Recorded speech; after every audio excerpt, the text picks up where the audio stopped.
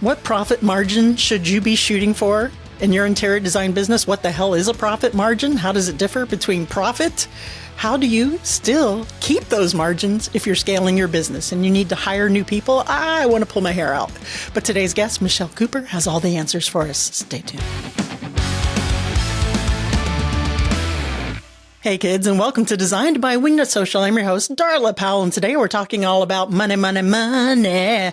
We love it, we hate it, we love to have it, but we don't like thinking about it a lot of times. Money mindset and all of that, what you should be charging in your interior design business. What is a healthy profit margin? What even does that look like? If you have $1,000 sofa that you paid for it, how much should we be charging the client? And if you're growing your business and you need to hire people, how do you justify that expense ahead of the fulfillment of that service, right? It's a lot of worry, a lot of angst, a lot of hand-wringing in our service-based businesses. And today's guest, Michelle Cooper, is here to answer it all. But before I tell you about Michelle Cooper, I want to tell you a little bit about Wingnut Social. If you're unfamiliar or you're new to the show, Wingnut Social is a digital marketing agency only for interior designers, architects, vendors, interior design, home pros, that genre. We've been doing that since 2018. I myself am an interior designer from Miami, Florida, and that is how we know how to market for you guys. We know those systems and processes, the client flow, the touch points, and that's all we've been doing since 2018 is what's that? That's 6 years. That's a long time. Is that 6 years? Yes, math. Yes, 6 years. Going to 2025, so almost 7 years in August. So if you need help with marketing your interior design business, or maybe you're a cabinet maker or a rug vendor, or maybe you're Curry and Company, give me a call. Give me a call, Beth Ann. Head on over to wingnutsocial.com, hit that little Let's Chat button, and let's see how we can work together. We are onboarding new clients for the new quarter in January of 2025. So get on that list, get ahead of the queue, and get your social media marketing ready for the first quarter there so you can attract new clients and pay for those new hires that we're going to be talking about in this episode. All right, guys, you know the drill. I have to tell you about Michelle. Michelle Cooper is not just an expert in business finances. She is a pioneer in financial empowerment. With over 20 years of experience in strategic business growth, taxes, financial strategy, and analysis, Michelle excels in navigating high-pressure, dynamic environments. Her unique approach goes beyond mere number crunching, blending the practical, spiritual, and energetic aspects of money, ensuring businesses survive and thrive with clarity and purpose. As the founder of Alchemy Accounting and Bookkeeping, Michelle has spent over a decade transforming the financial trajectories of numerous businesses. Her philosophy? Financial understanding shouldn't be daunting, but empowering for entrepreneurs. Guys, I read that on the first take with no bloopers. All right, guys, help me in welcoming Michelle Cooper to the show. Hey there, Michelle Cooper. Welcome to the show. How the hell are you? Oh, I'm amazing today. Thanks for having me, Darla. I'm delighted to have you. And we're talking about my favorite subject as a Taurus, and that is money. Ooh, everyone's favorite subject. You either love it or you hate it, right? So I have a love-hate relationship with money, I'll be honest with you, and with Little Debbie cakes. So there's that. I'm a true Taurus. Yeah. I'm a true Taurus through and through. Money, food. Right? Yeah. Alrighty, cool. So, we're going into the new year. By the time this episode airs, it should be late November or December of 2024. So we're projecting for that first quarter of 2025, and everybody's already planning for it. Everybody that comes to Wingnut's already planning for it. We're already doing our content strategies for January. So tell me a little bit about your expertise in this field and money mindset, and we'll dig in. Yeah. Well, I think I have a love-hate relationship with planning. You said money and Little Debbie cakes, but mine's planning because, that numbers gal in me loves the planning aspect and loves the forecasting, right? Right. But what I've come to understand, I think, I don't know who said this, but it's like when you plan, God laughs or whatever, right? Like something like that, yeah. It's like over and over again, I've been, my plans have either been blown out of the water or, completely fall flat, right? And I'm like, why do I do this to myself every year? And so now I plan a little bit differently, and it doesn't totally align with your traditional kind of accounting firm and how we're supposed to forecast money and stuff. And that's one aspect of it, right? Like we do want to understand where we're at with money and, what could be possible if we did a few things. For me now, it's more like, what's the impact that I want to have in the world? What's the impact what's the amount of money I need to have the impact that I want for my business, with my people, for my clients, for my family, that kind of thing. And of course, for myself. And so when I look at planning, and you're absolutely right, now is the time of year where we do need to get clear. We want to understand where we're at right now and how does that project out into the future. So a great thing to do at this time is just look at if you have clients on a monthly retainer or, a set fee or, a project that is going to be completing over the next 3 or 6 months, you do want to map out where you're at right now in regards to the next 3 to 6 months, right? Yeah, that's super important. Just, the reality of forecasting with financials is the further out you go, the less reliable it is. That's right? true. Yeah. So you can look at the whole year, but the chances of that actually, rolling out exactly like that are not that high because it just becomes more unreliable. Lots of things can happen, right? Yeah, for sure, Michelle. One thing I really wanted to dig in with you, and I have a quarterly meeting with my CFO, and we do the forecasting thing, right? But you're right. Any further than that, it's forget it. Yeah, totally. I mean, it might be kind of accurate, but you never know what that looks like, and that's been incredibly helpful for me. And one thing that we're doing here at Wingnut, and I'm sure that there are interior designers in the audience who are doing the same, is we're ramping up for the first quarter with scaling the business, with hiring new social media managers, SEO managers, and keeping the profit margins, right, healthy while you're training, while you're investing in a new hire for future growth, for me has always been a very anxiety-ridden exercise. It is. Right. Yeah, so that's one thing I really want to tap your brain about, and how to make sure that we can do that in such a way to where, okay, yes, we are projecting for growth. In 6 months, this social media manager will have X amount of clients and we'll be here. But in the meantime, it gets a little dicey, because we have to hire, right? We have to acquire new clients to justify their existence. But you know what I mean? So it's like a catch-22. It's a maybe when it comes to forecasting. So, we're going to hire this new interior designer and we're going to have X amount of projects and we're going to forecast that. But, how do we stay profitable in the meantime? Long way to ask that. Yeah, it is.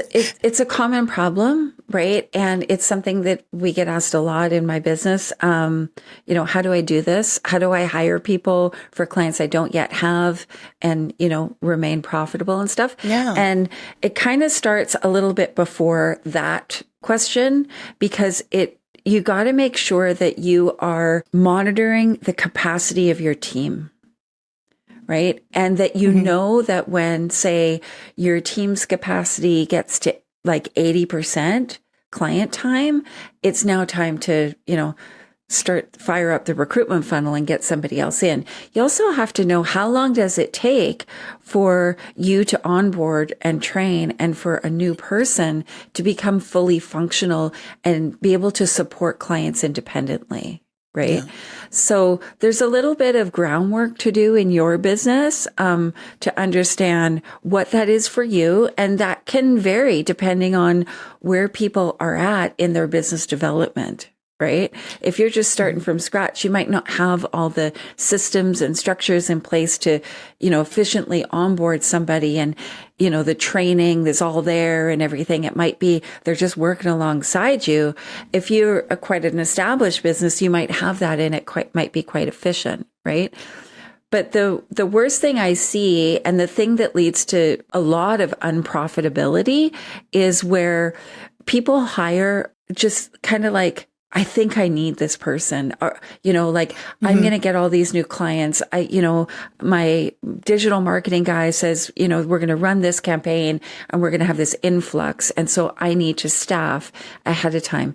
And you absolutely do, but you do have to have some track record experience. And in today's market, it's not like it was 3 or 4 or 5 years ago where you could predict your conversions a little bit more accurately, right? Yeah. Hopefully that's changing, I hope. I hope so too. So understanding, you're tracking your team's capacity, and that means that how much % of their time is going to revenue support. So working with clients, right? If that's their role. Yeah. And then, at what point you need to hire. I usually say it's 80% in a service-based business, right? And then when you get to that point, how long does it take for that person to be up and running and be able to support a client? Yeah. And your mileage may vary on that, right? Depending on how end up. So here's a question. So 80% I should have hired 3 months ago because to me, that seems a little low, right? So we are pretty much at capacity. I think we're like at 90 and change capacity. My team's probably going to come to Maryland and throttle me. A lot of interior designers that are listening to the show, they might be newer, just growing, just starting to scale their business and getting to that point. And they kind of need to be at full capacity to be at a certain margin, to be profitable, right? Maybe 80% of capacity for them with their existing employees or self isn't quite there yet. And it's very frightening. Is there any wiggle room on that, or should we really stick to the 80? There's wiggle room. Like I said, if you're newer in business, your margins are probably lower, right? The thing about that capacity is that we also have to look at the margin that we're creating in our pricing, right? So if you're going from like a one-man show or, a small team, you're, maybe at the beginning of your business, a big mistake that people make is thinking, I need to just hire more people to fulfill on work. Yeah. But they might not have the systems and structure in place to make sure that person's trained well and to be able to monitor quality assurance, right? Maybe the business owner and maybe they got a right-hand person, they are at capacity and they're like, I just need more of me. Now, a more profitable way to grow your team is to actually offload some of your admin and hire an admin person. They cost less and they'll free up some of your time, right? So that you can then do more of the higher income level producing work, right? Right. And a lot of people don't think about it that way, right? They're like, well, I just need more doers in my business. But it's important to look at what are those people doing, right? And is there room for you to bring in administrative support? That could mean, a VA. It could mean somebody else who's doing some kind of admin, but it also could mean a bookkeeper. Right. Yeah. Somebody who's taking a bunch of work off your plate so that you can actually do client work. Right. Now, if you're a little further on in your journey in your business and you've got some admin off your desk and, you're actually needing client support people, then we do need to look at increasing your price point so that you're creating more margin right away. Right. So it doesn't mean necessarily your existing clients, but definitely new clients coming in, even before you've hired. Like if you're going to hire in the next 1 or 2 months or whatever, put your price point up now. So now you're making a bit more margin, which is going to cover their wage and, fulfill on you. The mistake that I see people make is they keep their price point the same based on, what it was when they were just doing the work themselves. Yeah. And that doesn't really support all of the overhead that comes with having a team.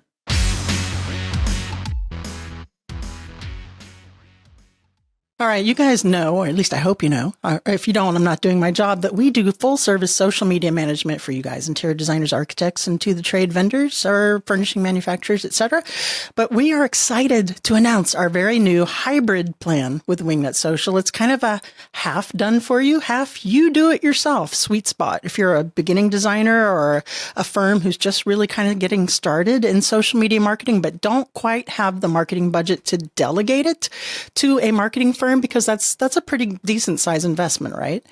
This is our hybrid solution, and it's perfect for busy designers who know the power of consistent professional content on Instagram. You've heard guest after guest and client after client say how they're getting leads from Instagram, right? But you have that overwhelm. You have no idea what to post, when to post, what the hashtags and captions should look like for a value proposition, a mix in order to reach your ideal client. Well, ta-da! Introducing the hybrid plan with Wingnut Social. You get a monthly content calendar where we create the content for you and you post at your leisure on your own time with our guidance. We're doing the posts, we're doing feed posts, we're editing reels for you. You get 8 feed posts, 2 reels.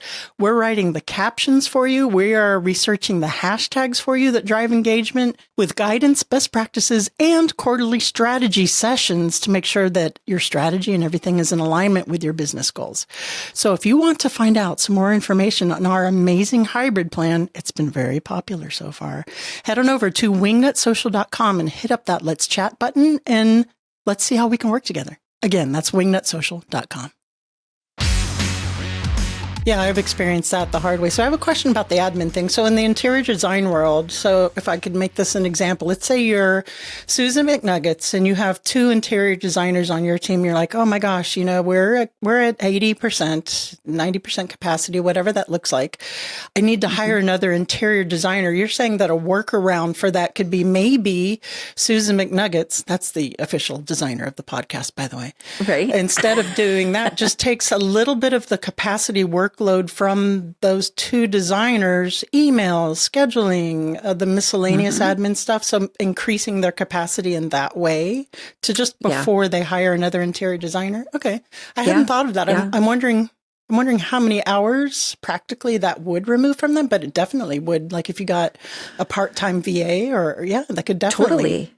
Totally. Yeah. And, you can get a VA for whatever, anywhere from, I don't know, $7 to $20 or more. Right. But, the step there to take is to, and this is nobody likes this. I got to say when I say this, and my team are the same, they're like, shut up.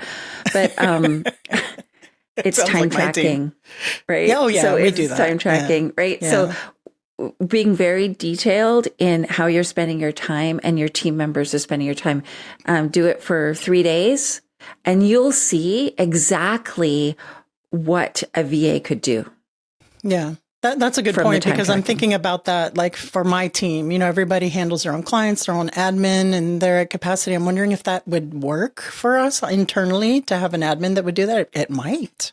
That actually could work, or have, that is actually a brilliant idea. Then we do time tracking. We use the Harvest app and we do time tracking. And of course, everybody hates it. But I tell you, I used to be resistant to time tracking. I was like, I don't want to do it. And it's really terrific. We have like caps, here we go. And we get alerts if a certain project has gone over a certain amount of hours. And it's really a terrific tool. The Harvest. Harvest time tracking is what we use. If you guys are looking for ones, we like it. Yeah. In my business, we use Clockify, right? Mm-hmm. And we have, if team, because it's the same kind of business, right? It's a people-powered service business. And so bookkeepers and CPAs, they have to enter exactly what they're doing so we can see, is there admin time here that could be outsourced, right? Yeah. And more than likely there is, right? Obviously, hiring an interior designer is way more expensive and risky. Like if it doesn't work out, that's a huge cost to the business. For sure. Than a VA or an admin person, or even a bookkeeper or whatever, right? Like, sure. And in my business, one VA can work with several different team members, right? Mm-hmm. Yeah. So it works out really well. Yeah, I like that. I like that as like maybe a first baby step before you Totally. get too deep in the weeds with that.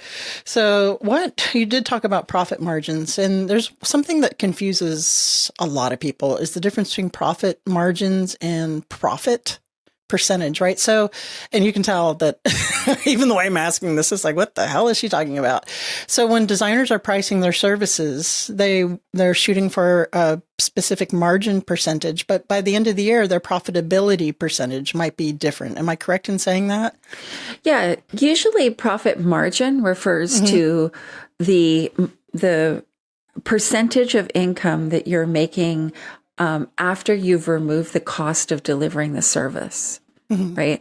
So if you are interior designer and you bid on a project, so it's the wages that are directly involved in servicing that project, right? Supporting that. And then anything else, like if you included, I don't know, furniture and accessories and stuff like that, all of these cost of goods sold expenses come off of the top line revenue. And that gives you your gross profit. And we convert that to a percentage. And that's usually what we're looking at when we are talking about that margin on a job, right? Yeah. Or the profit margin on a file, right? Or when we're costing something out, right? A lot of times people will go, well, this is what it's going to cost 20 grand. So I'm going to charge 40, right? Or, whatever, right?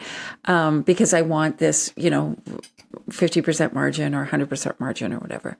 Net profit is the dollar value or even the percentage after all of your expenses come out, right? I see. So all of your overhead, your admin wages, any of your other expenses, your insurance, your bank fees, your office supplies, all that stuff, right? All right. Thank you for making that clear. I appreciate it. Yeah. And you want to know what that is. So it is really important to, in your financial statements, to understand like my cost of goods sold, so my COGS, should never, ever be above 50%. At the absolute most, right? It should be 50%. I like to say 30, maybe 40, but at the absolute most 50. And that leaves you 50% for your overhead. You want to understand, as in your business, what is the overhead percentage, like as a percentage of revenue? Because, if your overhead is 60% and your cost of goods sold is 50, well, you're sitting at a 10% loss, right? Can I break that down as an example? Let's say you're an interior designer and you have $1,000 sofa wholesale, right? So you're saying that at least retail that to the client for $2,000? Yeah. If I'm understanding you correctly. Okay. At the very minimum, but it'd be better to be like at 2,500 or 3,000. Okay. Yeah. So the 50% that you're saying, okay. So that's very helpful. I do appreciate, like, so when we go to High Point Market, we'll see things at wholesale, and usually the markup is like 2.5 to 3 on that. I mean, it's getting more difficult now because to the trade vendors are opening up their lines to Wayfair and to some other, for the sake of argument, and people are shopping us. So it makes it a little bit more challenging to keep it at 50% or more. So I really do appreciate that breakdown. So what is a healthy profit percent at the end of the year? Once you've hired your bookkeeper and your CFO and they're going through everything, what percentage should most businesses be shooting for as a goal to be healthy? So it does depend on some variables, right? Okay. Do you have a brick and mortar office space or showroom or something like that, right? If you do, your overhead is going to be higher. Right. So then if you have a brick and mortar, a good goal for net profit would be 20%. Right. And that means after you've paid yourself as a business owner as well. Right. Right. If you're operating as a virtual kind of business, we would say 30% is a good target for net profit. And you got to remember that out of that is going to come your income tax and any kind of depreciation on any assets you have, right? So 30% net profit is a great goal that usually indicates you've got good cash flow. Yeah, for sure. 30% is pretty healthy. That's very healthy, Yeah. right? Even for a remote-based business, because of the way that, the workforce is changing and the inflation and and we're going to go back to raise your prices. Yeah, well, and it is true, right? And you also have to think about, what's the kind of business that you're creating, right? So in my business, I like to look after my people, right? My business is a people-powered business. Yeah. And so I pay good wages. I give good benefits. I give extra little bonuses. We do we fly everybody. We're a completely remote team. So we fly everybody in for an annual retreat. Like there's a lot of stuff that we do. So my profit is not 30%, right? Yeah. It's probably, after I've been paid and everything, our goal is actually 10% because I do want people to have a good place to work, right? Like I know. I love that. Yeah. And I know the cost of employee turnover in my business is really high. So I try to avoid that. That's the same thing. And, that's what we're trying to, we have the benefits, insurance, 401k and pay fair wages, but we haven't done the retreat yet. Yeah. That's a really good idea. You'll have to give me some insights on where you go and how to do that. Cause that is something I've been wanting to do for a while. Oh, you know what? It's one of the best things we ever did was bring everybody together, and it's not cheap. Okay. I know it doesn't sound it. My team are across North America, so it is not cheap, but there's ways you can, save a little bit of money here and there on it, but the benefits of it are huge, right? Yeah. And for us, we do 3 days, sometimes 4. We do a fun day where we just do some fun stuff, activities and stuff. And then we do a couple of days of training and, you mix it in with a bunch of, fun meals and all that kind of stuff. But it's really the relationship building that happens between the team members, that is so important. And, it's contributed to, reduced turnover. Yeah, I love what I was going to do was take us all to High Point, North Carolina, when we have market, and that's a little bit of training, a little bit of fun. Yeah. North Carolina has terrific food, so maybe that's something that we'll work into. It's tax deductible. Totally, right? And if you can combine it with like an industry kind of training, that's even better, right? Yeah, for sure. Absolutely. So Michelle Cooper, is there anything that you want to add that I didn't ask you before we get into the fire round? Yeah, I just think, I just really encourage your listeners to look at their financial statements.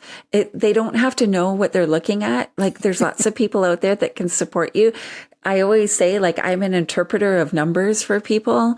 And, just asking questions, not being intimidated by that, not being embarrassed by it. Find somebody that you resonate with that can support you in understanding this part of your business. And you'll notice a huge difference. Your business will skyrocket if you pay attention to this. I love it. Thank you so much for that. But Michelle Cooper, now I have to ask you, are you ready for the What Up Wingnut round? I am ready. What would the hashtag on your tombstone be? Live your best life.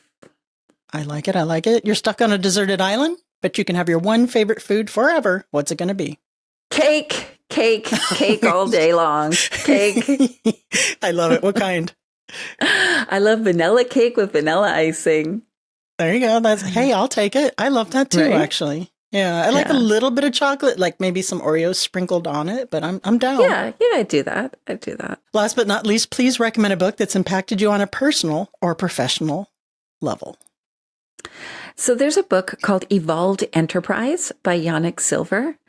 Okay. And it's an incredible book for business owners, and it helps you reframe how you look at the impact that your business creates in the world.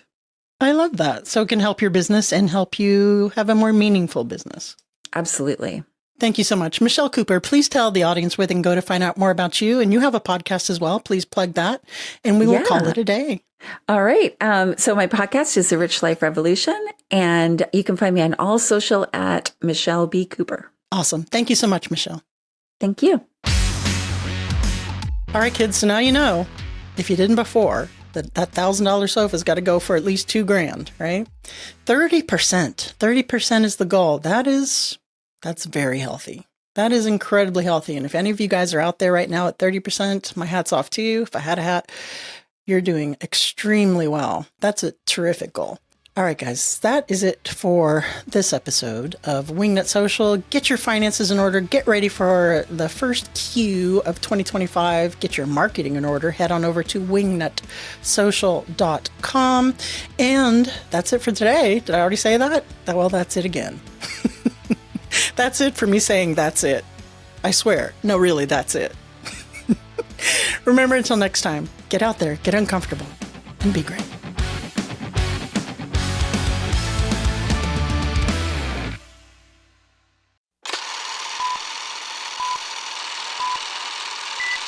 Hey kids, and welcome to Designed by Wingnut Social. I'm your host, Darla Powell, and today we are joined by super glue. All of us, all together, making a chain around the world.